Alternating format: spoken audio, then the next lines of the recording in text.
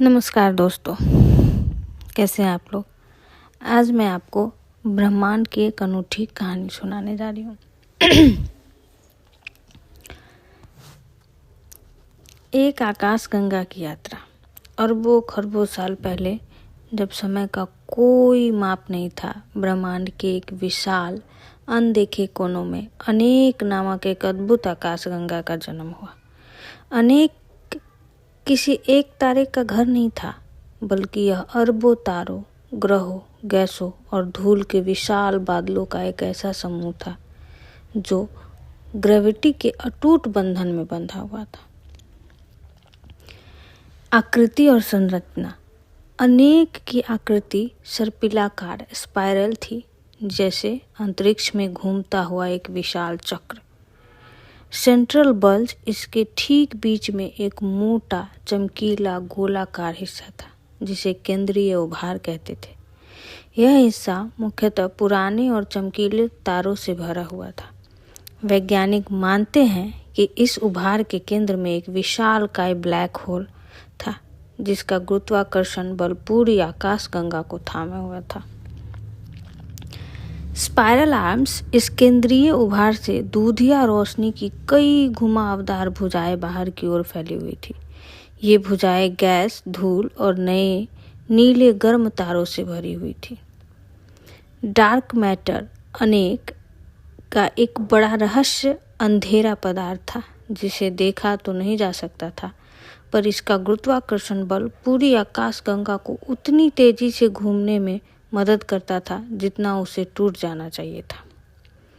यह अदृश्य पदार्थ अनेक के कुल द्रव्यमान का एक बड़ा हिस्सा था। तारों का जीवन चक्र। अनेक में तारों का जन्म और मृत्यु एक निरंतर चलने वाला चक्र था। जन्म। स्पाइरल भुजाओं में गैस और धूल के विशाल बादलों में गुरुत्वाकर्षण के कारण पदार्थ एक साथ सिकुड़ता था। जब तापमान और दबाव बहुत बढ़ जाता था तो परमाणु संलयन शुरू हो जाता था, जिसको न्यूक्लियर फ्यूजन कहते हैं, और इस तरह एक नए तारे का जन्म होता था। जीवन। तारे लाखों से अरबों वर्षों तक जलते रहते थे, अपने कोर में हाइड्रोजन को हीलियम में बदलकर ऊर्जा उत्पन्न करते थे। मृत्यु। जब तारों का ईंधन खत्म हो जाता था तो उनका अंत कई रूपों में होता था। छोटे तारे श्वेत वामन बनकर ठंडे हो जाते थे, जबकि बहुत विशाल तारे एक भयंकर विस्फोट के साथ फटते थे, जिसे सुपरनोवा कहा जाता था, और पीछे एक न्यूट्रॉन तारा या एक ब्लैक होल छोड़ जाते थे।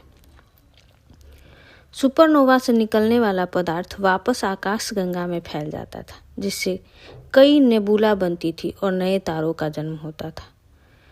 सौरमंडल और ग्रह।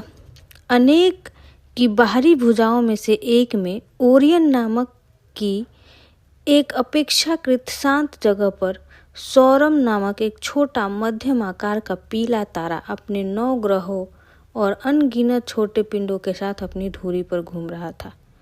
सौरम के तीसरे ग्रह नीला पर जीवन फल फूल रहा था। इस ग्रह के निवासी, जिसे वे अपनी भाषा में पृथ्वी कहते थे, अक्सर रात के साफ आसमान में अपनी ही आकाशगंगा अनेक की दूरी की चमकती हुई पट्टी को देखते थे, जिसे वे मंदाकिनी या आकाशगंगा कहते थे। उन्हें यह जानकर आश्चर्य होता था कि उनकी पूरी दुनिया, उनका सौरमंडल, इस विशाल अनेक आकाशगंगा का एक छोटा सा कण मात्र है। फ्यूचर की टक्कर। अनेक अकेले नहीं थी, इसके पास ही देवयानी नामक एक और विशाल सर्पिलाकार आकाशगंगा थी। हर क्षण दोनों आकाशगंगाएं प्रति सेकंड लगभग 110 किलोमीटर की गति से एक दूसरे की ओर बढ़ रही थी।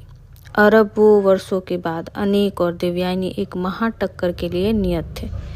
यह कोई विनाशकारी टक्कर नहीं होगी, बल्कि एक लंबा और धीमा विलय होगा। दोनों आकाशगंगाओं के तारे बिना टकराए एक दूसरे के बीच से गुजरेंगे और अंततः एक विशालकाय दीर्घवृत्ताकार आकाशगंगा बन जाएंगी।